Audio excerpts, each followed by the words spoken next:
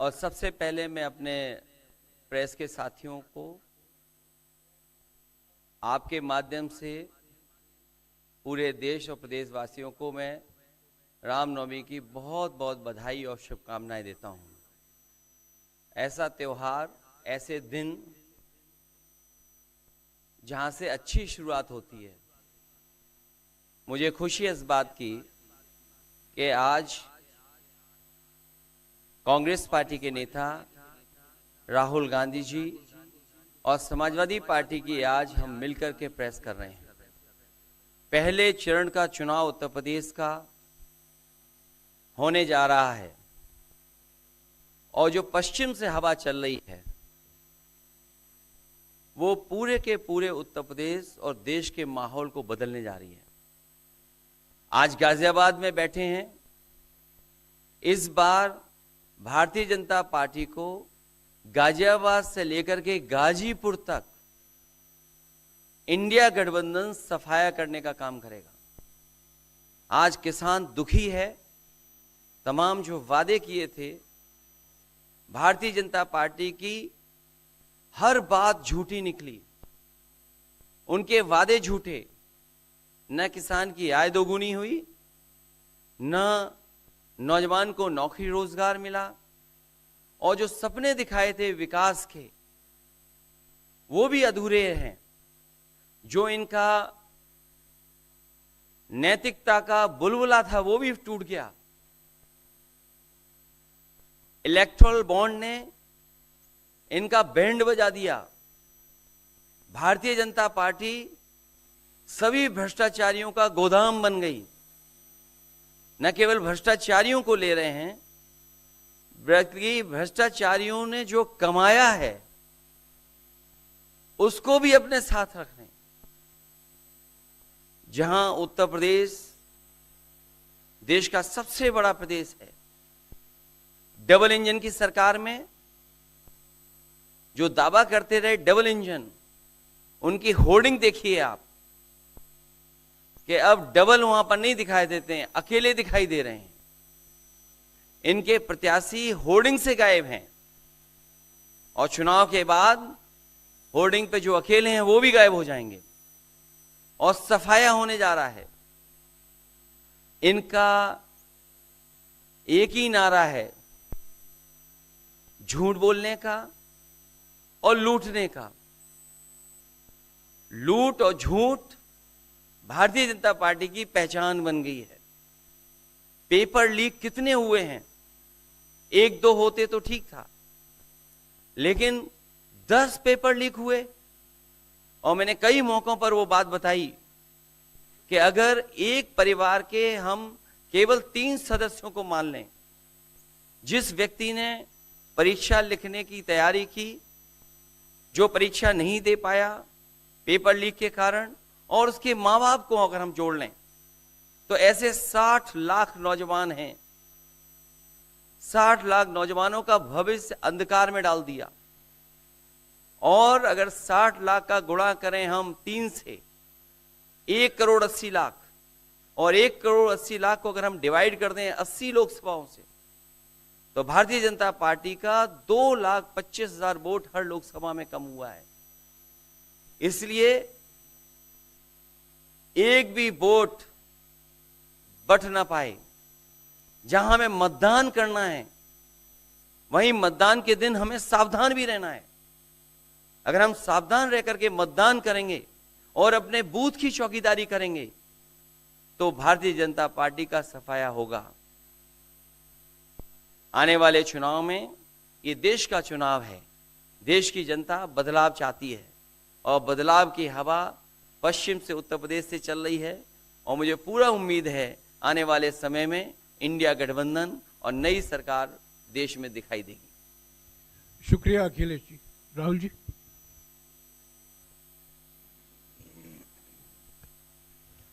नमस्कार। रामनवमी की आप सबको, देश को बहुत बहुत शुभकामनाएं।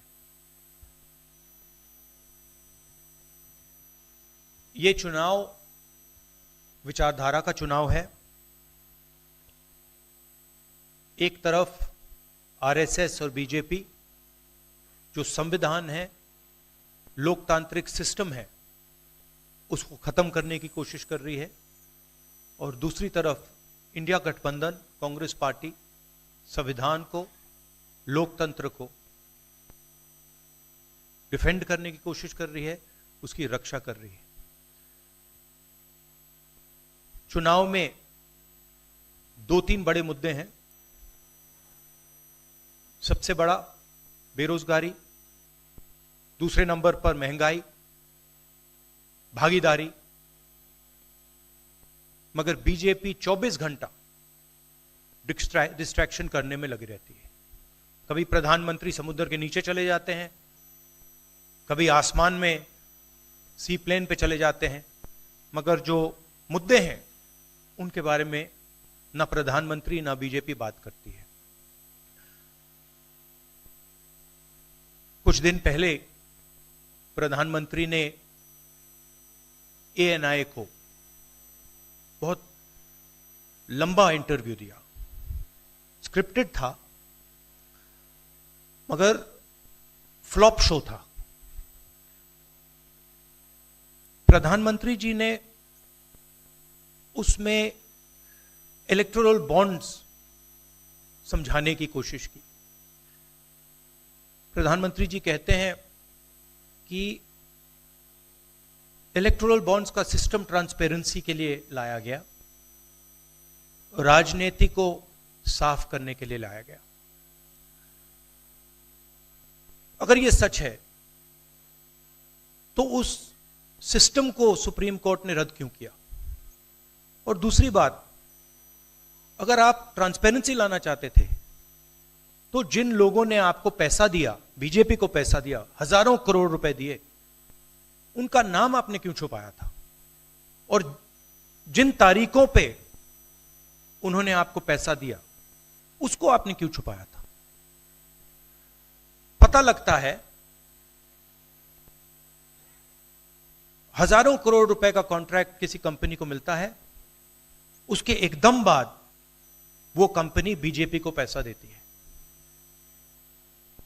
सीबीआई की इंक्वायरी होती है, ईडी की इंक्वायरी होती है किसी कंपनी पर, शुरू होती है, उसके 10-15 दिन बाद कंपनी करोड़ों रुपए बीजेपी को देती है और फिर सीबीआई की इंक्वायरी, ईडी की इंक्वायरी बंद हो जाती है। सड़क पे इसको एक्सटोर्शन कहते हैं, एक्सटोर्शन कहते हैं सड़क पे। तो ये जो है इलेक्टोरल बॉन्ड्स का जो स्कीम है, ये दुनिया का सबसे बड़ा एक्सटोर्शन का स्कीम है। हिंदुस्तान के सारे बिजनेसमैन इस बात को समझते हैं, जानते हैं, और प्रधानमंत्री जितनी भी सफाई देना चाहें कोई फर्क नहीं पड़ने वाला है, क्योंकि पूरा देश जानता है कि प्रधानमंत्री भ्रष्टाचार के चैंपियन है। धन्यवाद। शुक्रिया राहुल जी। अच्छा, एक और बात, आपने जयराम जी आपने कहा कि जो भी आपको क्वेश्चंस पूछने हैं आप पूछेंगे, और ये ओपन एंडेड प्रेस कॉन्फ्रेंस है। बट इसमें एक और बात, मुझे पहले ही 2-3 बीजेपी वाले क्वेश्चंस पता लग जाते हैं, तो वो तो गारंटी पूछे जाएंगे, तो उनके लिए मैं तैयार हूं। आजकल गारंटी का जमाना है राहुल जी। पहला सवाल महिकार सिंह जी, हिंदुस्तान हिंदी डेली से। माइक दीजिएगा।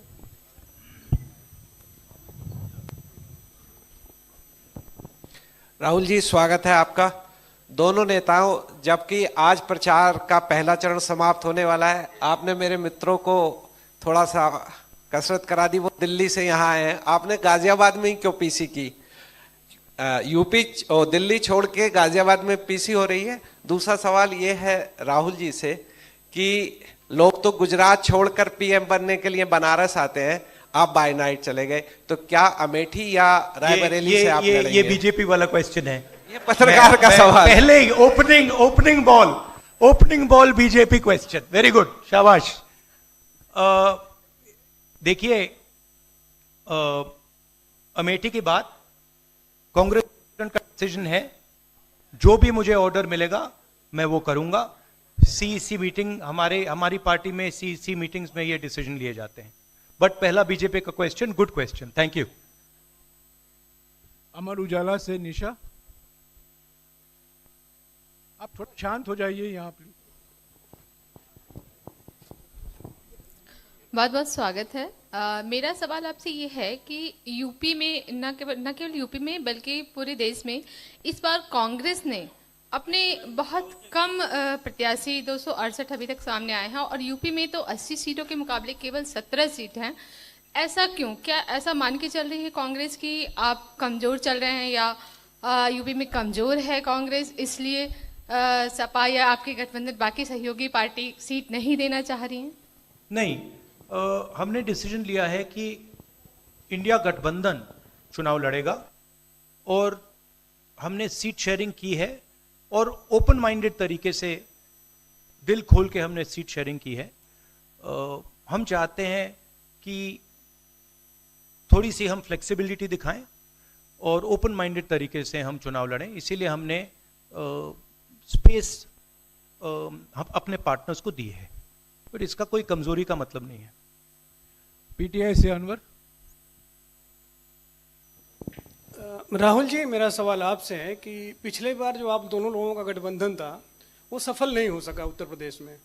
एक बार फिर आप लोग साथ आए हैं और प्रधानमंत्री ने पिछले दिनों कहा कि ये दो लड़कों की फ्लॉप फिल्म है जो इस बार भी फ्लॉप होगी।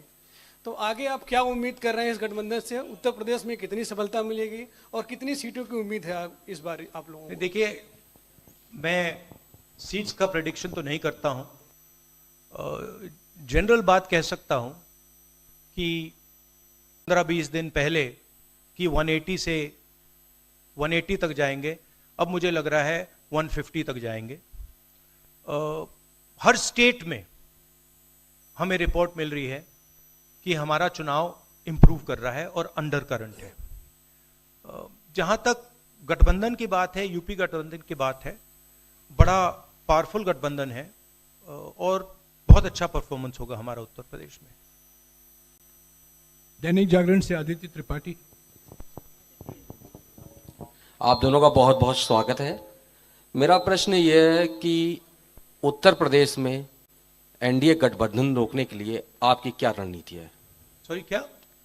उत्तर प्रदेश में एनडीए गठबंधन को रोकने के लिए आपकी क्या रणनीति है, आप दोनों लोगों की? उत्तर प्रदेश में नेशनल लेवल पे मैं आपको हमारा फाउंडेशन बता देता हूं और वही आइडियाज हम उत्तर प्रदेश में भी चलाएंगे। देखिए, पिछले 10 सालों में नरेंद्र मोदी जी ने नोटबंदी करके, गलत जीएसटी लागू करके और जो बड़े बड़े अरबपति हैं, अदानी जी हैं, उनका पूरा सपोर्ट करके जो रोजगार पैदा करने का सिस्टम था उसको उन्होंने कंप्लीटली खत्म कर दिया है। तो सबसे पहला काम जो रोजगार हिंदुस्तान के युवाओं को मिलना चाहिए उसको एक बार फिर स्ट्रेंथन करने का है। उसके लिए हमने अपने मैनिफेस्टो में 2-3 आइडियाज दिए हैं। एक आइडिया रेवोल्यूशनरी आइडिया है, राइट टू अप्रेंटिसशिप। तो जो अमीर घर के बच्चे होते हैं वो अप्रेंटिसशिप करते हैं, ट्रेनिंग मिलती है, पेड ट्रेनिंग होती है। तो हमने डिसाइड किया है कि हिंदुस्तान के उत्तर प्रदेश के सब ग्रेजुएट्स को, डिप्लोमा होल्डर्स को हम अप्रेंटिसशिप का अधिकार देंगे। जो भी अप्रेंटिसशिप करना चाहेगा उसको प्राइवेट सेक्टर में, पब्लिक सेक्टर में, सरकार में अधिकार मिलेगा, अप्रेंटिसशिप का अधिकार मिलेगा, ट्रेनिंग होगी और 1 लाख रुपए साल का, 8,500 रुपए महीने का उस युवा के बैंक अकाउंट में हम डालेंगे। और ये करोड़ों युवाओं के लिए हम अधिकार दे रहे हैं। इससे एक ट्रेन्ड मैन पावर तैयार होगा, प्राइवेट कंपनीज को भी इसका फायदा होगा, सरकार को भी इसका फायदा होगा और एक प्रकार से युवाओं के लिए ये एक जॉब मार्केट में एंट्री का सिस्टम हो जाएगा। दूसरी चीज 30 लाख सरकारी रोजगार हैं जो नरेंद्र मोदी भर नहीं रहे हैं, वो वैकेंसीज हम युवाओं को देने जा रहे हैं।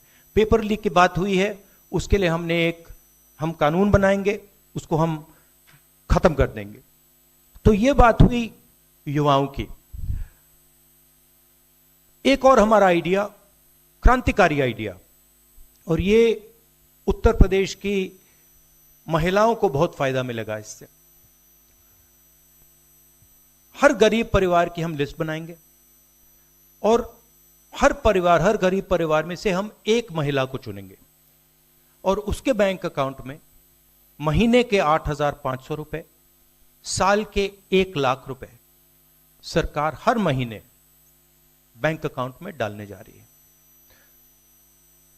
किसानों की बात, किसान सिर्फ 2 चीजें मांग रहा है।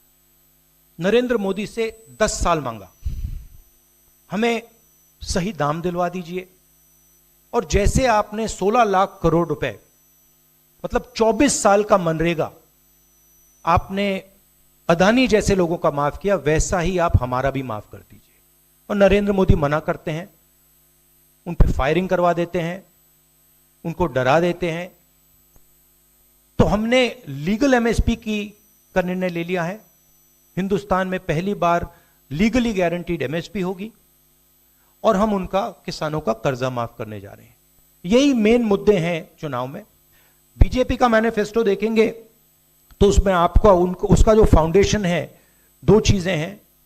एक कि वो शायद 10-15 साल बाद ओलंपिक गेम्स इंडिया लाएंगे, और दूसरा 1 या 2 व्यक्तियों को वो चांद पे पहुंचा देंगे। तो ये बेसिकली चुनाव चल रहा है। शुक्रिया राहुल जी। अगले 3-4 सवाल आप कृपया अखिलेश जी से पूछेगा। एएनआई से शालिनी।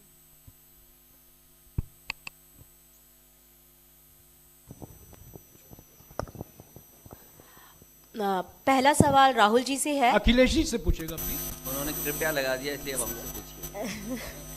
दोनों से पूछूंगी सर। पहला सवाल राहुल जी से है, जैसे कि पीएम ने कहा है कि मैं देश बचा रहा हूं, लेकिन इंडिया अलायंस जो है वो परिवार बचा रहा है, इस पर क्या कहेंगे सर?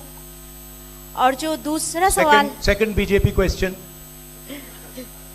सर दूसरा जो सवाल है मेरा वो ये है, जादूगर कहा है उन्होंने राहुल जी को, और उन्होंने कहा एएनआई को जब इंटरव्यू दिया उसमें बोला कि ऐसा कौन सा जादू है कि एक झटके में गरीबी मिटा सकते हैं।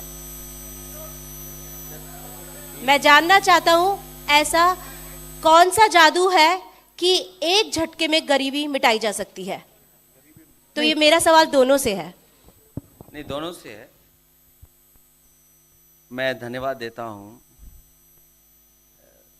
आप लोगों ने सवाल पूछे। हालांकि कुछ सवाल आपने राहुल जी से पूछे थे। एनडीए को पीडीए हराएगा, एनडीए को पीडीए हराने जा रहा है, एनडीए को पीडीए हराने जा रहा है। और जहां तक सवाल परिवारवाद की बात है, आज नवरात्र है, आज शुभ दिन है। भारतीय जनता पार्टी के लोग संकल्प लें कि ना किसी परिवार वाले को टिकट देंगे और ना किसी परिवार वाले से वोट मांगेंगे। और गाजियाबाद में कार्यक्रम इसलिए किया है क्योंकि हम दोनों लोगों ने संकल्प लिया है। वो तो इंडिया गठबंधन का नाम भी ठीक से नहीं ले पाते हैं। INDIA तो इंडिया होता है, इंडी कब से हो गया? यहां से सफाया होगा गाजीपुर तक। जो 14 में आए थे वो 24 में चले जाएंगे, और यूपी वाले स्वागत भी अच्छा करते हैं। और इस बार तो ढोल नगाड़ा और सब कुछ की तैयारी है। इस बार विदाई भी बहुत शानदार होने जा रही है। Times Now Bharat, Ranjita. अखिलेश जी से। जो आपने जो गरीबी को एक झटके में मिटाने की बात की, देखिए ये कोई नहीं कह रहा है कि गरीबी को एक झटके में मिटाया जाएगा। हम ये कह रहे हैं कि गरीबी को गहरी चोट पहुंचाई जा सकती है और तरीके मैंने आपको बताए हैं। नरेंद्र मोदी जी ने पूरा का पूरा फोकस 22 लोगों पे किया है, 22-25 लोगों पे किया है। आज की सच्चाई है कि 22 लोगों के पास उतना धन है जितना 70 करोड़ लोगों के पास है। गरीबी का यह भी कारण है कि नरेंद्र मोदी जी ने सारा का सारा धन कॉन्सेंट्रेट कर दिया है, 20-25 लोगों को पकड़ा दिया है। मैं जाति जनगणना की बात कर रहा हूं और मैंने ये बात बहुत बार उठाई है। भागीदारी की बात होती है। हिंदुस्तान के किसी भी इंस्टीट्यूशन में आपको ना पिछड़े वर्ग के लोग मिलेंगे, ना दलित मिलेंगे, ना आदिवासी मिलेंगे, ना गरीब जनरल कास्ट के लोग मिलेंगे। मैंने मीडिया के बारे में बात उठाई। मीडिया में आपको बड़े बड़े एंकर्स दिखते हैं। आपको मीडिया की कंपनीज के मालिक की लिस्ट निकालिए, आपको दिख जाएगा कि उधर ना एक पिछड़ा मिलेगा, ना एक दलित मिलेगा, ना एक आदिवासी मिलेगा। तो हम क्रांतिकारी काम करने जा रहे हैं। जाति जनगणना, महिलाओं को गरीब महिलाओं को 1 लाख रुपए, युवाओं को अप्रेंटिसशिप का कानून, अप्रेंटिसशिप का अधिकार, उनके बैंक अकाउंट में 1 लाख रुपए, किसानों को एमएसपी। तो ये सब गरीबों को पैसे देने के तरीके हैं। नरेंद्र मोदी जी ने पिछले 10 साल में गरीबों को कुछ नहीं दिया। तो ये हम करने जा रहे हैं। हाँ रंजीता, अखिलेश जी से। हाँ, अखिलेश जी से ही सवाल है। राहुल जी ने अभी जितनी भी चीजें कही, अखिलेश जी से नहीं, मैं सवाल पहले जितनी भी चीजें कही वो तमाम चीजें कांग्रेस के घोषणा पत्र में है। क्या इंडिया गठबंधन का अपना कोई साझा जो है वो मैनिफेस्टो होगा? अखिलेश जी, क्या जो राहुल जी कह रहे हैं क्या वही तमाम चीजें सपा की भी है, या सपा कुछ अलग भी घोषणाएं कर रही है चुनाव में? इंडिया गठबंधन नई उम्मीद है, और जैसा कि राहुल जी ने कहा कि उनके मैनिफेस्टो में बहुत सारी चीज़ें हैं जिससे गरीबी दूर की जा सकती है। उसी से जोड़ करके मैं ये कहना चाहता हूँ कि जिस समय हमारा देश का किसान खुशहाल हो जाएगा, जिस दिन देश के किसान को अपनी लाभकारी मूल्य मिलने लगेगा फसल का, और मैं समझता हूँ जितने भी राजनीतिक दल हैं और खासकर जो इंडिया गठबंधन के साथी हैं, वो ये बात कह रहे हैं कि हम एमएसपी की गारंटी देंगे या किसानों को लाभकारी मूल्य देंगे, और जिस दिन भारत सरकार किसानों की आय बढ़ा देगी, गरीबी दूर होना शुरू हो जाएगी। और मैं कई मौकों पर कह रहा हूं कि जाति जनगणना भी एक हमारा मुद्दा है। बिना सामाजिक न्याय के, बिना जाति की गैर बराबरी खत्म किए हुए हम अपने समाज को आगे नहीं बढ़ा सकते। और जैसा राहुल जी ने कहा कि खुशहाली के लिए जाति जनगणना जरूरी है, तो जाति जनगणना, सामाजिक न्याय और पीढ़ी की लड़ाई को लेकर के हम चलेंगे। उससे गरीबी भी दूर होगी और मान सम्मान भी मिलेगा। विक्रांत, एक चीज और देखिए, ये जो हमारा मैनिफेस्टो है, ये जरूर कांग्रेस पार्टी का मैनिफेस्टो है, मगर इसमें जो आइडियाज हैं वो इंडिया गठबंधन उनकी आइडियोलॉजी के आइडियाज हैं। और अगर समाजवादी पार्टी का कोई सजेशन हो या किसी और भी इंडिया गठबंधन की पार्टी का सजेशन हो, उसको हम सब ऑन बोर्ड करेंगे। तो हमारा मतलब जॉइंटली काम होता है। हम बातचीत करके, कंसल्ट करके काम करते हैं और फ्लेक्सिबिलिटी दिखाते हैं। और हम लोग G20 की तरह नहीं है, केवल 2 का चलता हो, बाकी सब 0 हो। अखिलेश जी समझने में वक्त लगेगा। अखिलेश जी, G20। अखिलेश जी, एक मिनट अखिलेश जी, अखिलेश को बुलाया है। अखिलेश जी, राहुल जी, आप दोनों लोग, अखिलेश जी सामने, अखिलेश जी, राहुल जी, आप दोनों लोग 2017 में साथ आए थे। दोनों ने लखनऊ में प्रेस कॉन्फ्रेंस भी की थी, लेकिन 19 और 22 में आप दोनों अलग अलग हो गए। 24 में फिर साथ आए हैं। आखिर क्या वो मोमेंट क्या था जब दोनों के दिल में आया कि हाँ हमको साथ आना चाहिए, जरूरी है 7 साल बाद? दोनों के दिल में कब ये मोमेंट आया कि हाँ चलना है साथ? मूवमेंट क्यों बताना, हम साथ आ गए और साथ आ गए, साथ आ गए, यही मूवमेंट है।